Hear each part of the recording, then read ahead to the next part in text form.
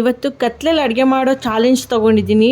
ಈ ವ್ಲಾಗ್ ಕಂಪ್ಲೀಟಾಗಿ ನೋಡಿ ಎಂಜಾಯ್ ಮಾಡಿ. ಸೊ ನೀವು ನೋಡ್ತಾ ಇದ್ದೀರಾ Shreya vlog. Let's start the vlog. Guys, ಇವತ್ತು ಕತ್ಲೆಯಲ್ಲಿ ಅಡುಗೆ ಮಾಡ್ತಿದ್ದೀನಿ. ಚಾಲೆಂಜ್ ತೊಗೊಂಡಿದ್ದೀನಿ. ಯಾಕಂದರೆ ಹಿಂದಿನ ಕಾಲದಲ್ಲೆಲ್ಲ ಅಜ್ಜಿದಿರೆಲ್ಲ ಮಾಡ್ತಿದ್ರಲ್ಲ. ಸೊ ಇದಕ್ಕೆ ಬ್ಲರ್ ಬರ್ತಿದೆ video. 1 second. Front camera.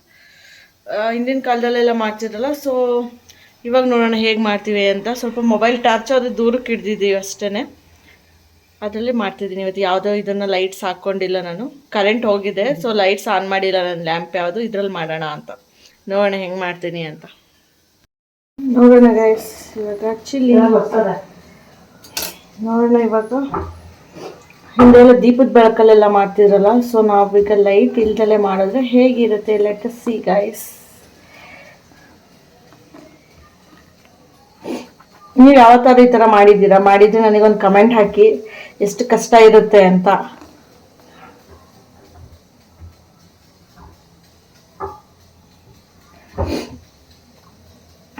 Actually ಬೆಳಕಿಗೆ ಚೆನ್ನಾಗಿ ಕಾಣ್ತಿದೆ.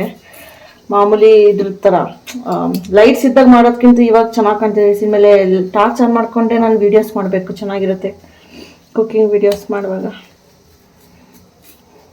ಬಟ್ ಕಷ್ಟ ಇದೆ ಇದು. ಇಷ್ಟಕ್ಕೆ ಮಾತ್ರ ಬೆಳಕು ಬರ್ತಿದೆ ಅಷ್ಟೇ. ನಿಮಗೆ ಕಾಣಲ್ಲ ಅಂತ ತೋರ್ಸೋಕ್ಕೋಸ್ಕರ, ಇಲ್ಲಾಂದರೆ ದೂರ ಇಟ್ಕೋತಿದ್ದೆ.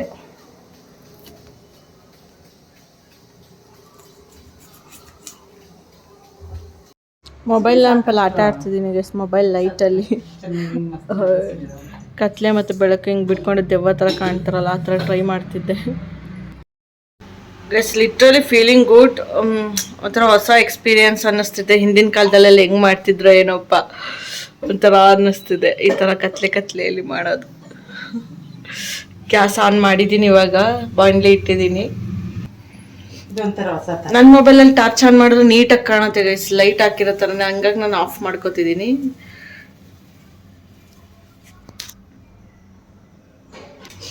ಅವಾಗೆಲ್ಲ ಏನು ಬೆಳ್ದಿಂಗ್ ಲೂಟ ಅದೆಲ್ಲ ಮಾಡ್ತಿದ್ರು ಅಲ್ವಾ.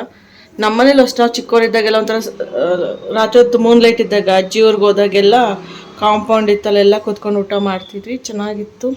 ಇವಾಗ ಅದೆಲ್ಲ ಹೋಗ್ಬಿಟ್ಟಿದೆ ಗೈಸ್. ಎಲ್ಲ ಟಿ ವಿ ಮೊಬೈಲ್ ಇಟ್ಕೊಂಡೆ ಊಟ. ಅಜ್ಜಿ ತಾತದಿರು ಇರಲ್ಲ, ಬೇಗ ಸತ್ತೇ ಹೋಗ್ಬಿಟ್ಟಿರ್ತಾರೆ. ಈಗೆಲ್ಲ ಚಿಕ್ಕ ವಯಸ್ಸಿಗೆಲ್ಲ ಹೋಗ್ತಿದ್ದಾರೆ. ಅಯ್ಯೋ, ಆ ಥರ ಇದು ಇಲ್ಲ. ನಮ್ಮಮ್ಮ ಹೇಳ್ಕೊಡ್ತಾರೆ ಹೆಂಗೆ ಹೇಳ್ಬೇಕು ಅಂತ.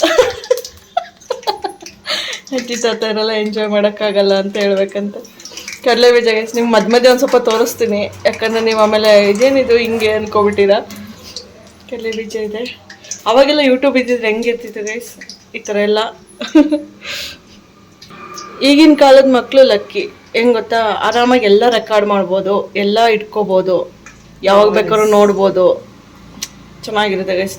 ನಮಗೆಲ್ಲ ಆವಾಗ ಮೊಬೈಲ್ ಇಲ್ಲ, ಇಂಟರ್ನೆಟ್ ಇಲ್ಲ, ಏನು ನೋಡೋಕ್ಕೆ ಆಗಲ್ಲ.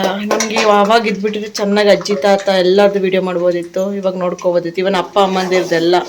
ಈಗಿನವ್ರಿಗೆ ಫುಲ್ಲು ಚೆನ್ನಾಗಿದೆ ಕಾಲ. ಇವಾಗಿನ ಕಾಲ ಎಷ್ಟು ಬೇಕಾದ್ರೂ ವೀಡಿಯೋ ಮಾಡ್ಕೊಂಡು ಇಟ್ಕೋಬೋದು ಮುಂದೆ ನೋಡೋಕ್ಕೆ.